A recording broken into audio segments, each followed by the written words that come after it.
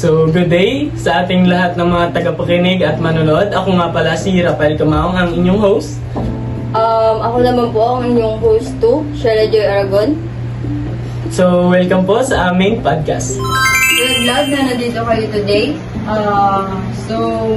Ready na ba kayo sa ating napaka-meaningful na discussion?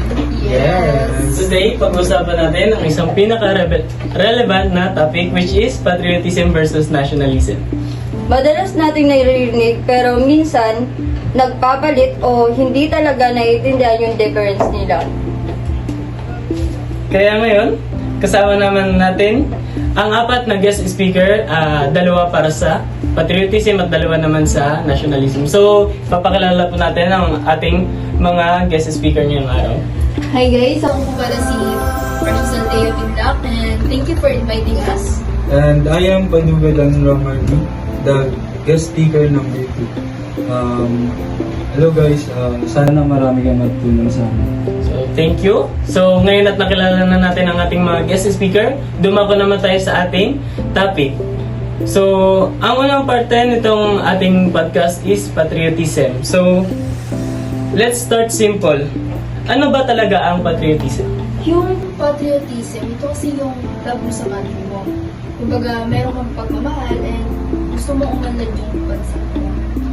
Pero importante, hindi ito yung blind love na sinasabi. Ibig sabihin na kahit mahal mo ang bansa mo, aware ka na may mga problema ito. For example, the corruption, yung mga ganun.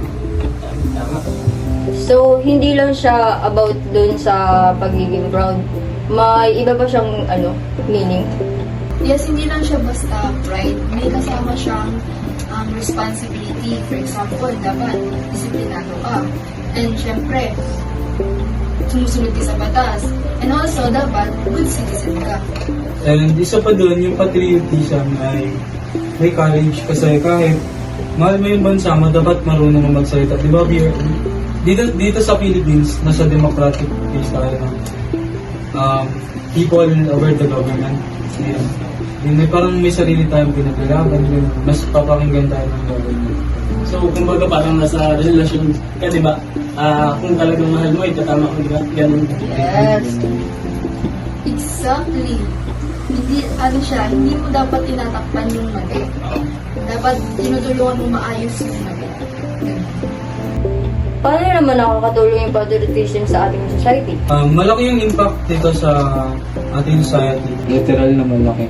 Kasi yung mga tao is nagkakaroon ng responsibility at saka ng unity para sa bansa natin. And at dahil open yung criticism sa mga tao, mas nagkakaroon ng solution. So, thank you guys. Napakaganda ng inyong insight. So, yun, no? Dito na po nagtatapos ang ating topic sa patriotism. So, puproceed naman po tayo sa ating pangalawang topic dito sa ating podcast, which is the nationalism. So, thank you po sa ating guest speaker.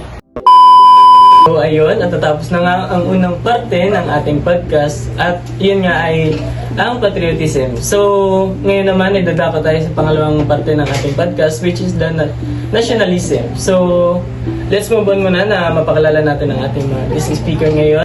Mr. Hello everyone, I'm Reggie Garcia. Hi everyone, I'm Bea Bumbon. So, ngayon, pag-uusapan naman po natin ng ating nationalism. Ano nga po ba ang nationalism? Ang nationalism is loyalty or blind loyalty sa ating bansa. Ibig sabihin nito is susuportahin mo pa rin yung bansa mo kahit mali na. Kadalasan, iniisip ng isang nationalist na mas magaling o mas lamang yung bansa niya kaysa sa ibang bansa. So magkaiba pala talaga sila ng patriotism. So, bakit nga pala siya tinawag na blind loyalty? Kasi hindi na nag-iisip or nag-question. Kahit may mali, nagtatanggol siya pa rin. Ano naman yung magiging epekto nito sa ating society? Pwede itong magdulot ng division o yung tinatawag na nila na kami versus sila mindset. At minsan, nagli-lead ito sa conflict or misunderstanding.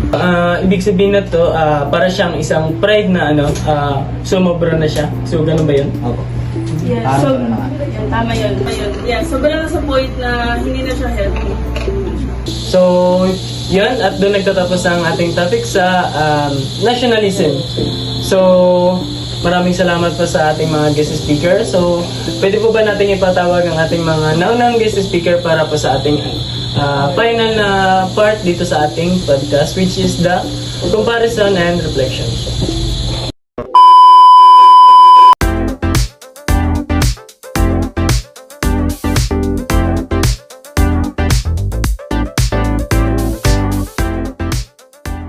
So yun, let's welcome our guest speaker again sa sila po yung nag-topic kanina ng patriotism. So,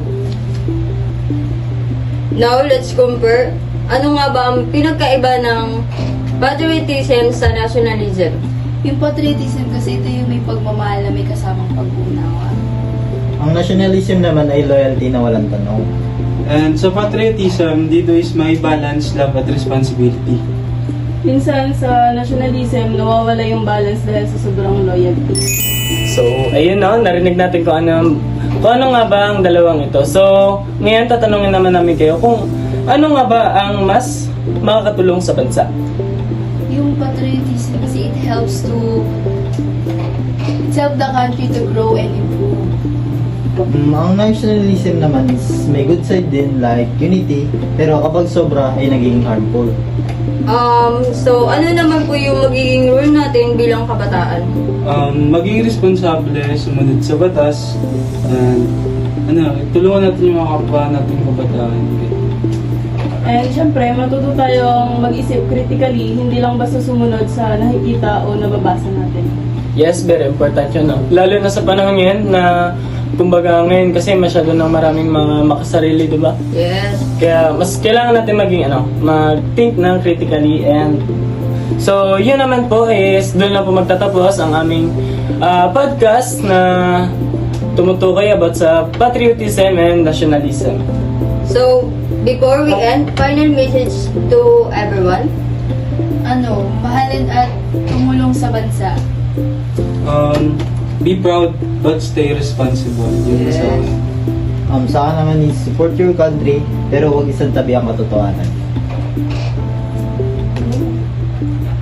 So, at tandaan, ang tunay na pagmamahal sa bansa ay hindi pagiging bulag, kundi pagiging handang tumulong at magbago.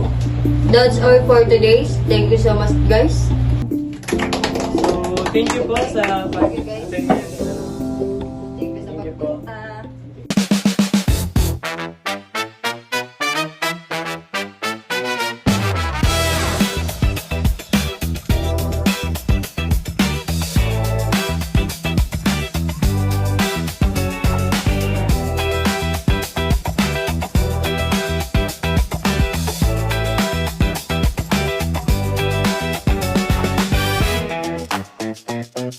Thank you.